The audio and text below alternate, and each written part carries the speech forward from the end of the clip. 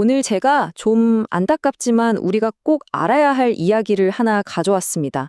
누구에게나 일어날 수 있는 일인데 바로 전세보증금이 정말 한순간에 사라져버린 실제 사건이거든요.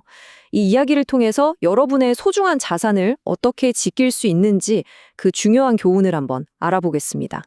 만약에 여러분이 힘들게 모은 그 보증금이 하룻밤 사이에 그냥 증발해버린다면 기분이 어떨 것 같으세요?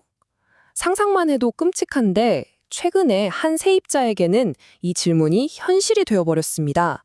자, 이 이야기는요, 정말 우리 주변에서 흔히 볼 수 있는 아주 평범한 계약 과정으로 시작합니다. 한 세입자가 마음에 드는 새 집을 구해서 공인중개사를 믿고 임대차 계약서에 도장을 찍는 바로 그 장면이죠. 모든 게 순조로워 보였습니다. 세입자는 보증금 4천만 원을 집주인에게 모두 지급했습니다. 이걸 딱 내고 나니까 이제 정말 내 집이구나. 안전한 보금자리가 생겼다 하고 정말 마음 편히 안심하고 있었겠죠. 그런데 정말 영화 같은 일이 벌어집니다. 계약하고 얼마 지나지 않아서 집주인이 갑자기 사망했고 심지어 유가족들은 모두 상속을 포기해버렸어요. 순식간에 4천만 원 보증금은 돌려줄 사람이 없어져 버린, 말 그대로 공중에 붕 떠버린 신세가 된 거죠. 결국 세입자는 기댈 곳이 공인중개사밖에 없다고 생각해서 소송을 걸게 되는데요. 바로 이 재판 과정에서 이 집의 정체와 관련된 아주 결정적인 실수가 드러납니다. 알고 보니까 이 아파트가 그 돌아가신 집주인 개인의 집이 아니었던 거예요. 이게 뭐냐면 바로 신탁 부동산이라는 건데요. 좀 말이 어렵죠? 쉽게 말해서 서류상의 진짜 주인은 따로 있다는 뜻입니다. 보통 대출 같은 문제 때문에 소유권을 신탁회사에 잠시 맡겨두는 건데 이 사실 하나가 모든 걸 바꿔버렸습니다. 이 모든 비극이요, 사실은 공인중개사가 딱 한 가지 서류를 제대로 확인시켜주지 않아서 시작된 거거든요. 대체 그게 뭐였을까요? 바로 신탁원부라는 겁니다. 이름부터 좀 어렵죠. 근데 이게 뭐냐면 이 신탁 부동산의 모든 규칙을 담아놓은 일종의 설명서 같은 거예요. 진짜 주인이 누구인지, 임대 계약을 하려면 어떤 조건이 필요한지 같은 핵심 내용이 전부 여기에 적혀 있습니다. 법원이 딱 짚어낸 게 3가지예요. 공인중개사가 이 신탁원부를 보여주면서 이걸 설명했어야 한다는 거죠.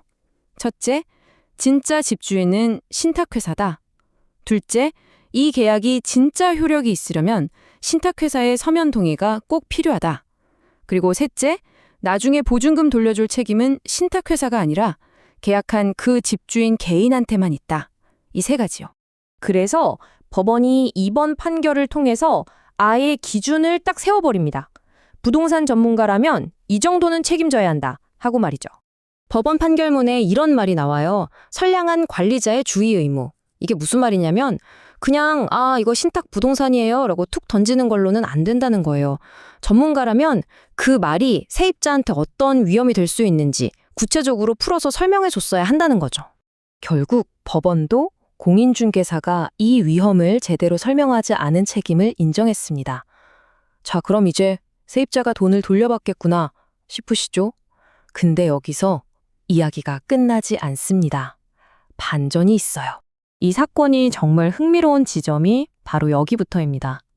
법원이 책임을 100% 공인중개사한테만 묻지 않았다는 거예요. 놀랍게도 법원은 세입자에게도 책임이 있다고 봤습니다. 그 책임의 크기가 무려 50%. 네, 절반이에요, 절반. 손실의 절반은 세입자 몫이라는 거죠. 왜 그랬을까요? 법원은 이걸 쌍방과실로 본 겁니다. 중개사는 제대로 설명 안 한 잘못이 있고 세입자 역시 계약서 특약을 통해서 신탁 부동산이라는 걸 알았는데 그렇다면 돈을 보내기 전에 제일 중요한 신탁회사의 동의는 받았나? 이 최종 확인을 직접 하지 않은 책임도 있다는 겁니다. 이 판결이 우리에게 주는 핵심 교훈은 아주 명확합니다. 전문가를 믿는 것도 중요하지만 결국 내 자산을 지키는 최종 책임은 나 자신에게 있다는 거죠. 자, 그럼 가장 중요한 건 뭐겠어요? 그래서 나는 어떻게 해야 되나 이거잖아요. 지금부터 내 보증금을 지킬 수 있는 아주 구체적인 필수 체크리스트를 알려드릴게요. 신탁 부동산을 만났을 때 딱 4가지만 기억하시면 됩니다. 첫째, 무조건 신탁 원부를 보여달라고 하세요. 안 보여주면 계약하면 안 됩니다.